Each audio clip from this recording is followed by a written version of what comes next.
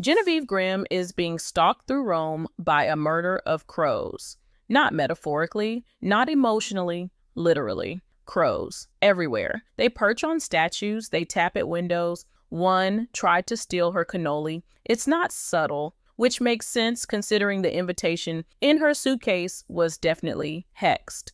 That letter? She found it hidden in her dead mother's things back at Grimm Manor. It was meant for her mom, an invite from a man named Barrington Silver asking her to visit some mysterious estate called Enchantra before the spring equinox. Genevieve read it, and something in her, the restless part that's always felt like a leftover character in her own family's story, said, go. Her sister Ophelia had planned this Rome trip as some kind of post-trauma soul vacation, but Genevieve had other plans. If her mom had secrets, Genevieve wanted in. So now she's riding a train north to Tuscany with nothing but a suitcase full of witchy clothes and a gut feeling that she's about to make the worst and best mistake of her life. When she arrives, there's no enchanted manor waiting, just a dirt road, an old iron gate, and a sign that says Enchantra, like it's announcing a theme park for cursed nobility. The field beyond is empty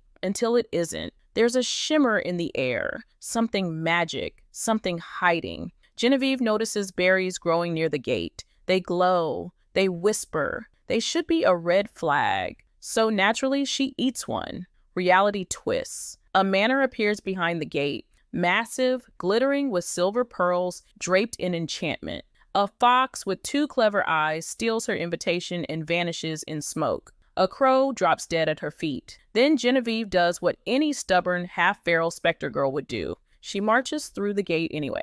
Rowan Silver opens the door, takes one look at Genevieve, and slams it shut. Not a, you've got the wrong house kind of shut. More of a, you smell like trouble, and I'd rather not, slam.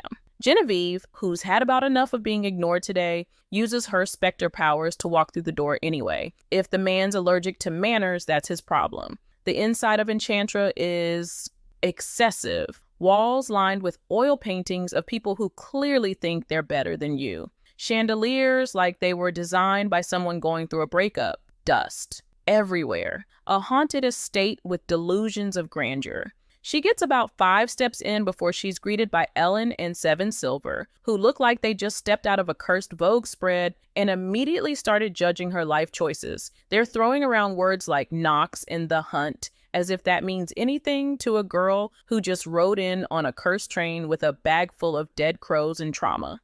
Rowan eventually reappears, the same guy who slammed the door in her face.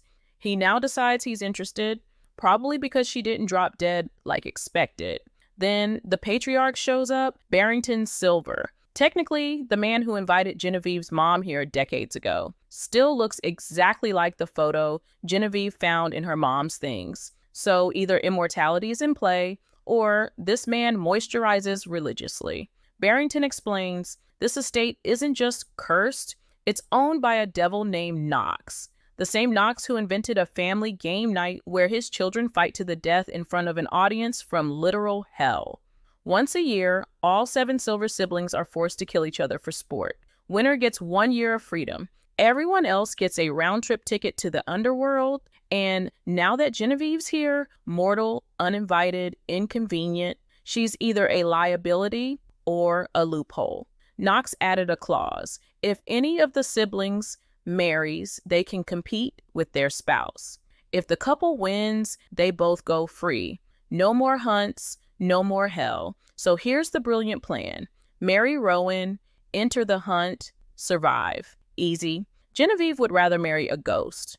But she's not really in a position to say no. She's cornered, unarmed, and surrounded by immortal strangers who keep casually mentioning a blood sport. Fantastic. She does the only sensible thing, runs. She makes it as far as the bathroom, splashes water on her face, looks up, and sees herself in the mirror. Except her reflection has glowing purple eyes, talks like a villain doing community theater, and casually introduces himself as Knox, the devil, puppet master, owner of the estate, apparently loves dramatic lighting and mirror monologues. He drags her through the glass and into some twisted, warped version of Enchantra, all shadows, bloodlight, and fake siblings, trying to claw her apart. She barely makes it back, gasping, shaking, furious, and then she runs again, out of the house, through the maze, toward the gate, like it's her one shot at freedom. Well, it isn't. The moment her hands touch the iron, they light up like overcooked marshmallows. She hits the ground, vomits. Somewhere in the haze, she thinks of Pharaoh, the ex who called her a demon and tried to set her on fire. This is worse. That's when Rowan finds her, not panicked, not even surprised, just mildly annoyed, like he's picked up a stray cat that electrocuted itself trying to eat Christmas lights. He doesn't say much, just calls her pathetic and carries her back toward the manor like she weighs nothing. Genevieve does the math. No escape, no magic, no allies. Then comes the wedding. Because what fixes magical imprisonment, family curses, and demonic game shows? A shotgun marriage to the least emotionally available man in Italy. Ellen and Seven dress her like a corpse bride from Vogue. Barrington officiates with all the warmth of a tax audit. Seven walks her down the aisle like he's leading someone to execution. Rowan gives her a ring, not symbolic, not romantic, just functional. It burns hot when danger's near. So, always. That's the baseline here. They say their vows. She promises to love and cherish him for eternity. He says nothing lasts forever. They kiss. It's not bad, and that's almost worse.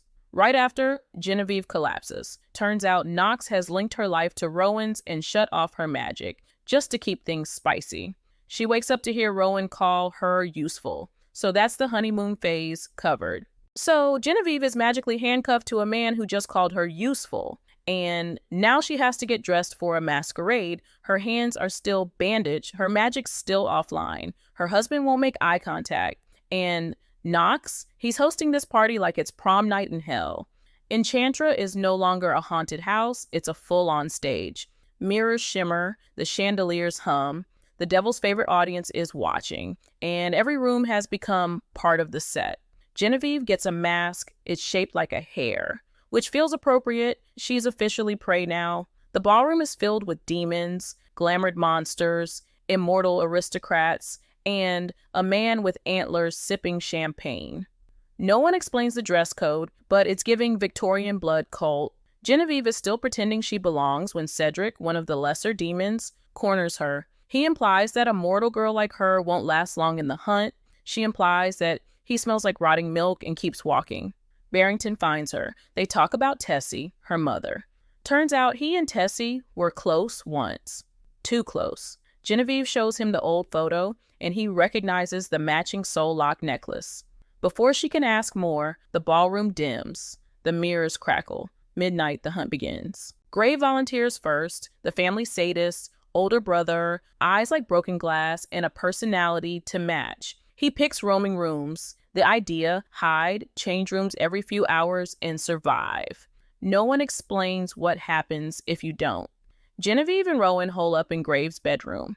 Bold, if slightly suicidal. While waiting, they play two truths and a lie, which is slightly less fun when both players have blood on their hands. They move to the kitchen, the library, then Grave finds them. Another contestant, Wells, is dead within seconds. Just enough blood to paint the stakes, just like that. Genevieve gets stabbed. Rowan carries her to Ellen, who heals her, in exchange for a favor. He promises not to kill Ellen when it's his turn to hunt. Genevieve is not thrilled about that deal. Later, Knox offers her a shot at earning favored. Win over the crowd and she gets a reward, a magical favor from the devil himself. No strings attached, probably. All it'll cost her, vulnerability, emotional exposure, and a little heat with her husband. So, public affection, devil edition. Round 2, Remy hunts next. He starts with random starts. Contestants are scattered across the house. Genevieve runs into Rowan, who turns out to be Remy in disguise. The betrayal stings more than it should. He doesn't attack, doesn't even threaten her. Turns out Remy's playing his own game, protect his brother, and maybe her. She finds the real Rowan later, and together they face Knox's latest trap, a stream that hides a puzzle. Solve it, and they win immunity. Rowan cracks the code, Genevieve retrieves the token, and gets hurt doing it. Rowan hands the token to Ellen, asking her to heal Genevieve instead of keeping it for himself. Later, when they're alone, they almost kiss. Almost. But Genevieve pulls away. She's not ready to blur survival with feelings. Not yet. And then they throw her a birthday party. She turns 22, surrounded by devils, trauma, and a bloodbath in progress. Happy birthday, darling. Too bad it ends with her getting thrown into magical solitary. Round 3 is called solitary confinement, which is a fun way of saying, like, we locked each contestant in their own personalized torture room. Good luck. The contestants are magically locked away, 1 per room, each with their own custom nightmare. Because psychological torture is just good TV, apparently, Genevieve wakes up alone in a library where the shelves keep closing in and the books scream when open. Standard reading experience, honestly. On the wall, someone's carved, "Don't trust Rowan." Neat. Just what she needed. Relationship advice from the decor. She breaks out using her Spectre powers, which are finally sparking again. Turns out the more the house tries to kill her, the stronger she gets. It's a toxic dynamic, but it's working. She finds Rowan. He's bleeding, quiet, and weirdly soft-spoken. He talks about his mother, how she died during the hunt, and how he's been trying to burn the system down ever since. And then they kiss. It's not magic, it's not cursed, it's just good, which makes it the most suspicious thing that's happened all week. Enter Remy, limping in like dramatic irony incarnate. He's pissed. Says Rowan knew the hunt couldn't be broken, that all this "we'll fix it" stuff was just a nice bedtime story. Then he collapses, because of course he does. Later that night, Rowan drops another fun fact. He's dying. Knox is draining the life out of him faster than expected. The ring that binds him to Genevieve is slowing it down, but only barely. Then Knox shows up, looking like Satan's lawyer and sounding like he's selling her a timeshare. He makes her a deal. Let Rowan die. Walk away free. He'll even throw in her mom, alive and breathing, as a party favor. And for one awful second, she almost says yes, but she doesn't. Instead, she unleashes everything. Full Spectre force, no filter, no leash. She doesn't destroy Enchantra. She unravels it, like ripping stitches out of a cursed dress. And just like that, it's over. Well, sort of. Genevieve wakes up in a hospital bed. No demons, no mansion, no smug undead husband in tailored black. Just fluorescent lights, paper gowns, and a nurse who calls her sweetie like she's 80. Also, no memory. She doesn't remember Enchantra or Knox or why her entire nervous system flinches when someone shuts a door too hard. The doctors say she was found in the woods, passed out, no ID, no trauma to explain why she keeps waking up screaming. She nods, smiles, lies, because she does remember something. Not clearly, just enough. A house made of magic, a devil in the mirror, a boy with cold hands and warm eyes, and the ring. It's still on her finger, tarnished, cracked, ancient. It won't come off, not that she's tried very hard. Her therapist asks about it. She says it's probably just costume jewelry. It burns hot when she lies.